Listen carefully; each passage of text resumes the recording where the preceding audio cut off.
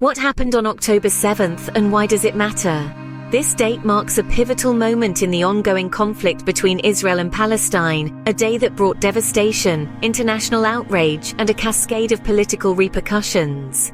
On October 7th, Hamas launched an attack on Israeli civilians, an act that was both shocking in its violence and profound in its implications. This incident, referred to by some as a massacre and by others as a counteroffensive, initiated a series of events that would reshape the dialogue and actions surrounding the Israel-Palestine conflict. In response to the attack, Israel conducted airstrikes and a ground offensive into Gaza. The immediate aftermath was a surge in casualties on both sides, exacerbating the already tense relations in the region. The international community watched closely, as a fragile, week-long ceasefire agreement came into effect only to break down when Hamas failed to release hostages, including women and children. The ripple effects of October 7th extended beyond the immediate military responses. At Columbia University, a planned discussion by a pro-Palestinian student group, which sought to justify the attack as a counteroffensive, was shut down. The university cited the promotion of violence as contrary to its values, sparking protests and controversy among the student body and alumni. This incident highlighted the deep divisions and the intense emotional responses the conflict evokes around the world. Prominent voices from various spheres, including activists like Malala Yousafzai and artists like Banksy, began shaping the narrative and demanding changes in global reactions to the events of October 7th. Their powerful statements brought attention to the human rights implications and pushed for a deeper examination of the conflict's roots and repercussions. The political landscape shifted as well.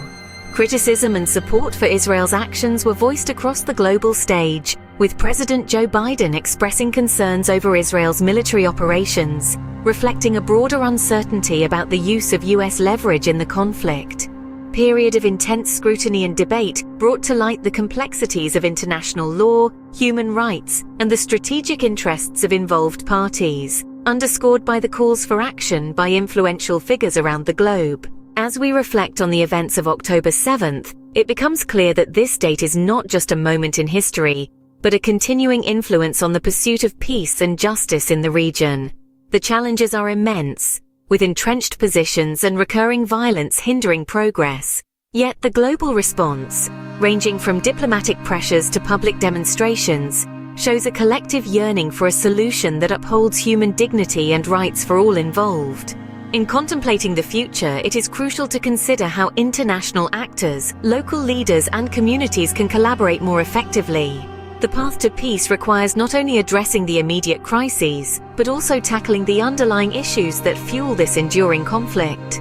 The pursuit of justice and peace in Israel and Palestine remains a complex yet essential endeavor that calls for thoughtful engagement and persistent efforts. In the shadow of conflict, there are stories that illuminate the enduring spirit of humanity. Stories of resilience, resistance, and hope that thrive even in the darkest of times.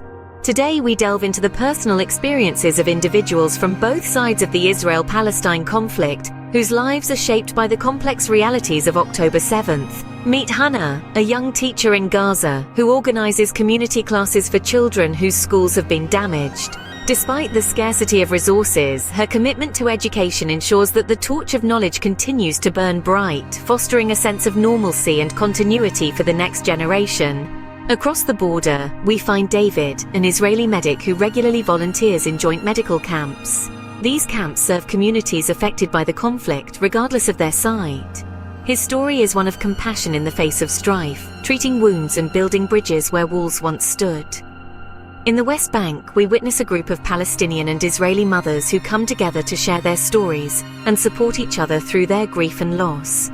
Their gatherings, filled with tears and laughter, are a testament to the power of human connection over division.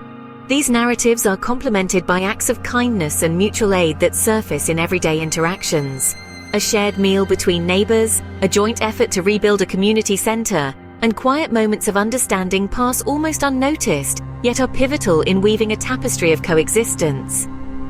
As we explore these stories, it becomes evident that beneath the overarching narrative of conflict, there are countless untold tales of ordinary people doing extraordinary things to uphold the ideals of peace and justice.